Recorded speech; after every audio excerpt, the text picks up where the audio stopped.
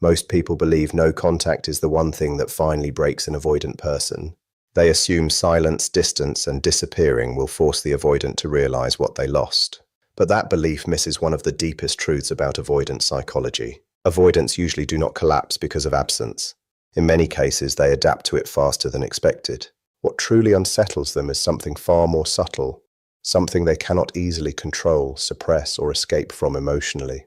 And once that shift happens, it begins to challenge everything they believed about connection, intimacy, and even themselves. One of the biggest misconceptions about avoidant attachment is the idea that distance automatically creates panic inside them. Usually it does not.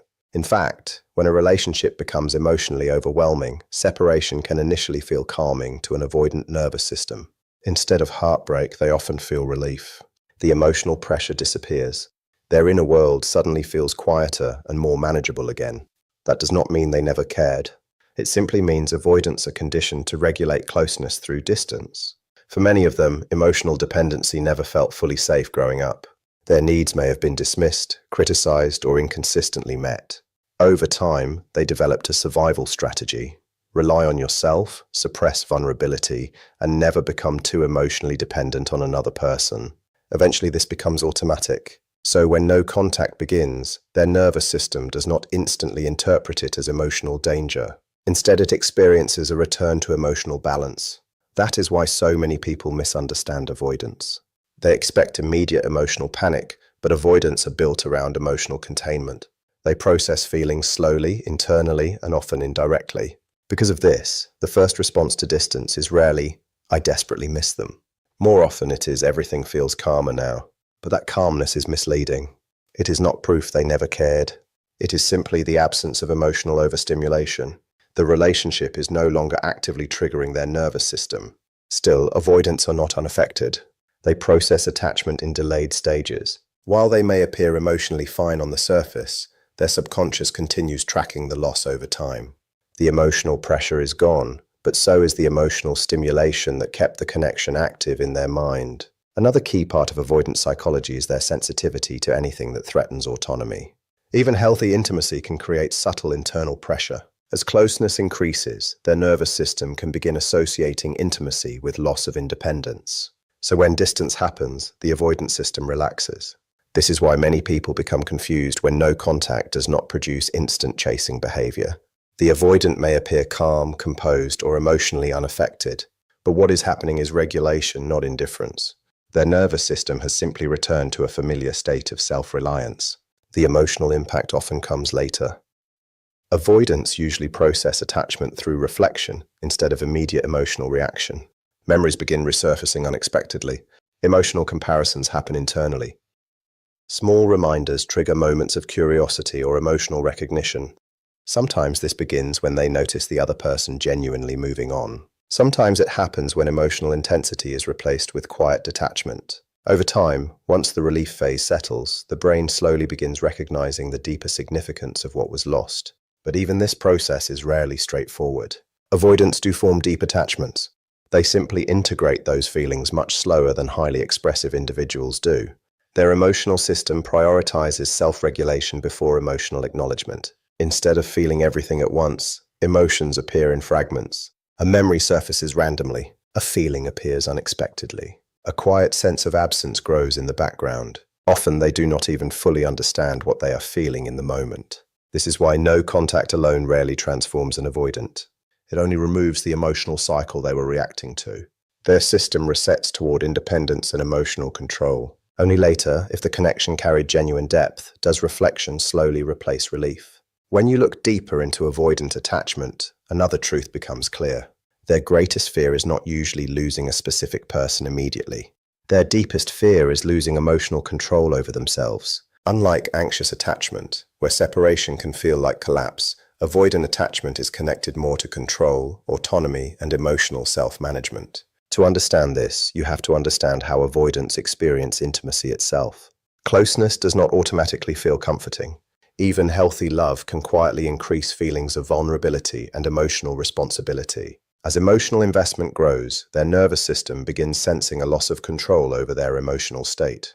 This discomfort often leads to withdrawal. not because they do not value the relationship, but because emotional exposure activates deep fears surrounding dependence. Their coping strategy becomes maintaining emotional control at all costs. That is why so many people misunderstand avoidance completely. They assume avoidants fear love itself. In reality, many avoidants crave connection deeply. What they fear is what intimacy might do to their emotional stability and sense of independence. So when no contact happens, avoidants often feel like they have regained control again.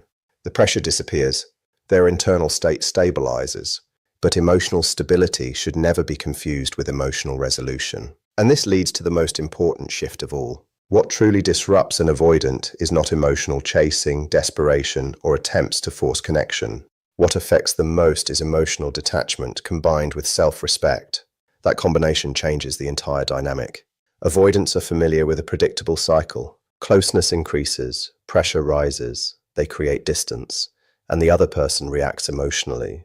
The chasing, reassurance-seeking, frustration, and attempts to reconnect reinforce a familiar structure. One person pursues while the other retreats. But when someone responds differently, everything changes. Emotional detachment does not mean bitterness or coldness. It means stepping out of emotional chaos completely. No more chasing clarity from someone unwilling to provide it. No more emotional over-explaining. No more impulsive reactions to distance. Instead, there is calm emotional discipline. At the same time, self-respect keeps the behavior grounded. It is not manipulation or silent punishment. It is simply the decision to stop abandoning yourself emotionally for someone who cannot consistently meet you halfway. And that becomes deeply destabilizing for avoidants because it removes the emotional patterns they unconsciously rely on. Suddenly, the predictable emotional system stops functioning the way they expected. The pressure is gone, but so is the reassurance that the connection will always remain available, regardless of their withdrawal. And for the first time, the avoidant is left alone with something they struggle to control: emotional uncertainty. Once emotional pressure disappears, something unusual begins happening inside the avoidant dynamic. There is no longer any tension to push against. No one is chasing them, demanding reassurance, or reacting emotionally to their distance.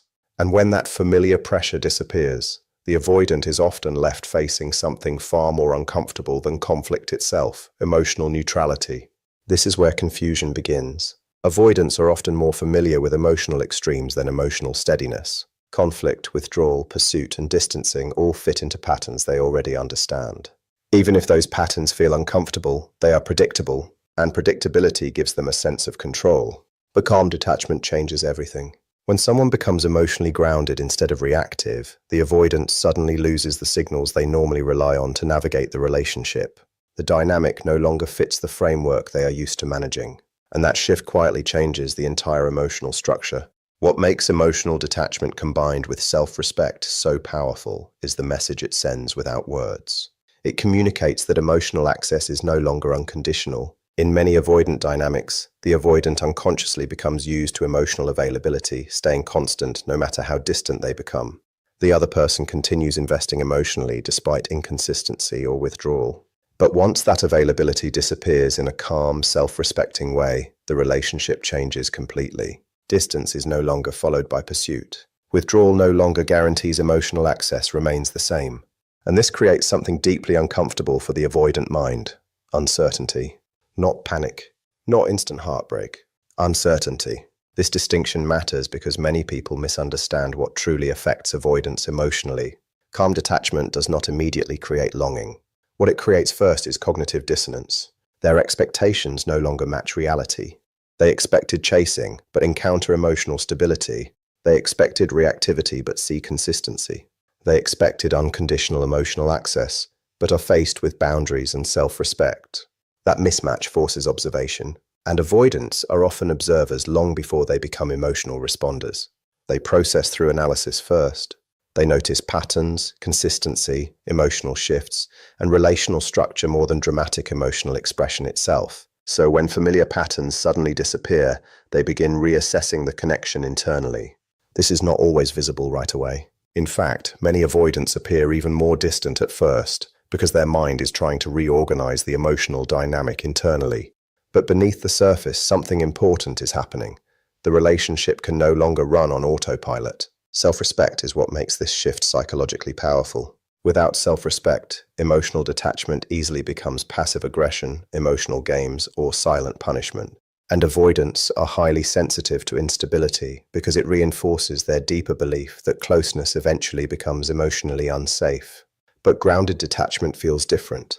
It does not feel manipulative or emotionally explosive. It feels calm, regulated, and self-contained. It communicates that your emotional energy is valuable and no longer available without mutual effort, while also refusing to create unnecessary chaos. That emotional steadiness becomes difficult for the avoidant system to ignore because it changes the perceived value of the relationship itself. One of the most misunderstood truths about avoidant attachment is that avoidants are not emotionless people. They are emotionally controlled people. Their system is selective, cautious, and heavily focused on maintaining internal stability. They are not driven by emotional pursuit the way anxious attachment styles often are. They are driven more by clarity. Clarity creates predictability. They want to understand what the relationship is, what is expected emotionally, and how much vulnerability the connection may require. This is why emotional escalation usually pushes them away instead of bringing them closer. During intense moments, the avoidant mind often asks, "What is expected of me right now? How much emotional energy will this require? Is this becoming overwhelming? What happens if I cannot meet these expectations?" And when those questions become too heavy, the avoidant retreats to regain psychological clarity. The same thing happens during no contact. Their first response is often analytical before emotional. Is this temporary? Is this permanent? What changed here? Do I still have access to this person? What does this shift mean? These are cognitive questions first and emotional questions second. That is why emotional games and pressure tactics usually fail long-term. Emotional chaos removes clarity, and when clarity disappears, avoidants create even more distance to restore